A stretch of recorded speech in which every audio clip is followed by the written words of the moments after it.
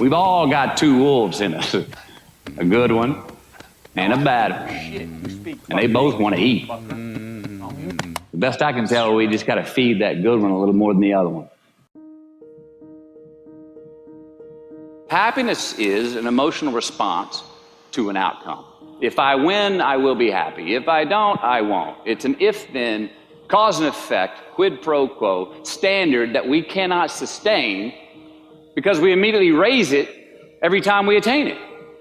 You see, happiness demands a certain outcome. It is result reliant. And I say, if happiness is what you're after, then you're going to be let down frequently, and you're going to be unhappy much of your time. Joy, though, joy is a different thing. It's something else. Joy is not a choice. It's not a response to some result. It's a constant. Joy is the feeling that we have from doing what we are fashioned to do, no matter the outcome. Now, personally, as an actor, I started enjoying my work and literally being more happy when I stopped trying to make the daily labor a means to a certain end.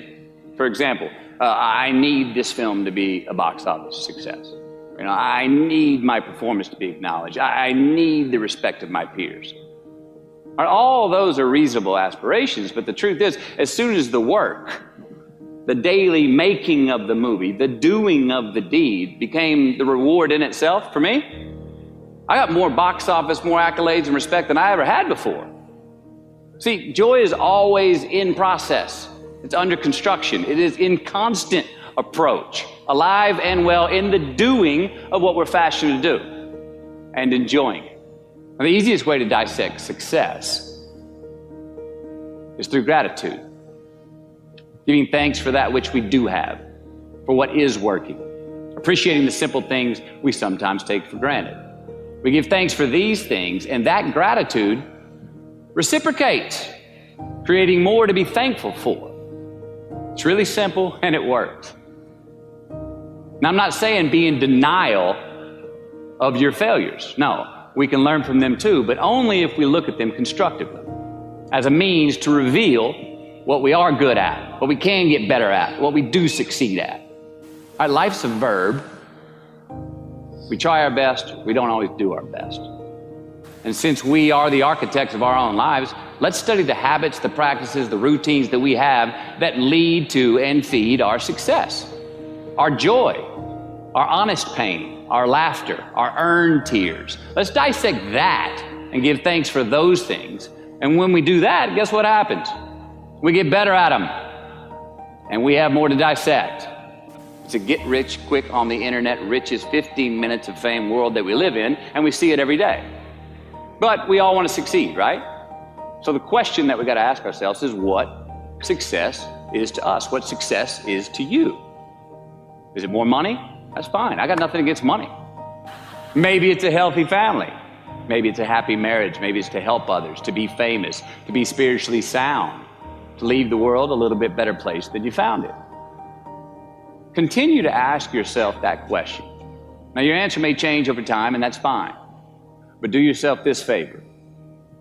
Whatever your answer is, don't choose anything that will jeopardize your soul. Prioritize who you are, who you want to be, and don't spend time with anything that antagonizes your character. Don't drink the Kool-Aid, man. It tastes sweet, but you will get cavities tomorrow, all right? Life is not a popularity contest. Be brave, take the hill, but first answer that question, what's my hill? Well, for me, it's a measurement of 5 things. We got fatherhood. We got being a good husband. We got my health, mind, body, and spirit. We got career, and we got friendships. These are what's important to me in my life right now.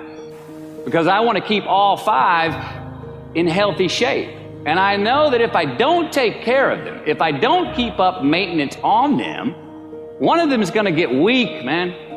It's going to dip too deep into the debit section. It's going to go bankrupt. It's going to get sick, die even. So first, we have to define success for ourselves. And then we have to put in the work to maintain it. Take that daily tally. Tend our garden. Keep the things that are important to us in good shape. Defining ourselves by what we are not is the first step that leads us to really knowing who we are. You know that group of friends that you hang out with that they really might not bring out the best in you? You know, they gossip too much, or they're kind of shady. They really aren't going to be there for you in a pinch. Or how about that bar that we keep going to that we always seem to have the worst hangover from? Or that computer screen, right? That computer screen that keeps giving us an excuse not to get out of the house and engage with the world and get some real human interaction. Or how about that food that we keep eating, the stuff that tastes so good going down, it makes us feel like crap the next week, we feel lethargic and we keep putting on weight? Well, those people, those places, those things, stop giving them your time and energy. Just don't go there. I mean, put them down.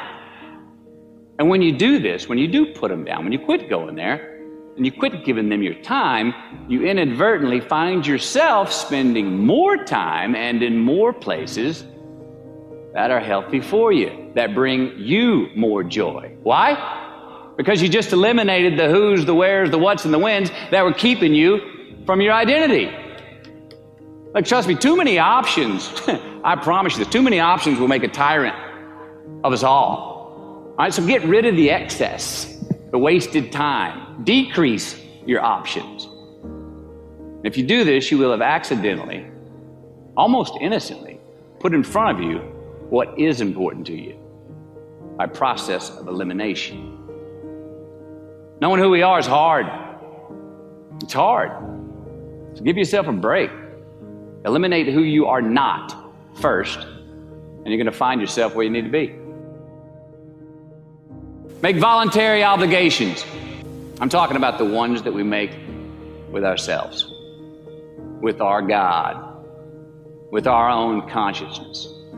I'm talking about the you versus you obligations. We have to have them. Now again, these are not societal laws and expectations that we acknowledge and endow for anyone other than ourselves. These are faith-based obligations that we make on our own. These are not the lowered insurance rates for a good driving record. You will not be fined or put in jail if you do not gratify these obligations I speak of. No one else governs these but you. They are your secrets with yourself, your own private counsel, personal protocols. And while nobody throws you a party when you abide by them, no one's going to arrest you when you break them either, except yourself. An honest man's pillow is his peace of mind. And when you lay down on that pillow at night, no matter who's in your bed, we all sleep alone. These are your personal Jiminy Crickets, and there are not enough cops in the entire world to police them. It's on you. It's on you. We do our best when our destinations are beyond the measurement, when our reach continually exceeds our grasp, and when we have immortal finish lines. And when we do this, the race is never over. The journey has no port. The adventure never ends because we are always on the way. So do this, and let somebody else come up and tap you on the shoulder and say, hey, you scored. Let them run up and tap you on the shoulder and say, man, you won. Let them come tell you, you can go home now. Let them say, I love you too. Let them say, thank you. Take the lid off the man-made roofs that we put above ourselves and always play like an underdog.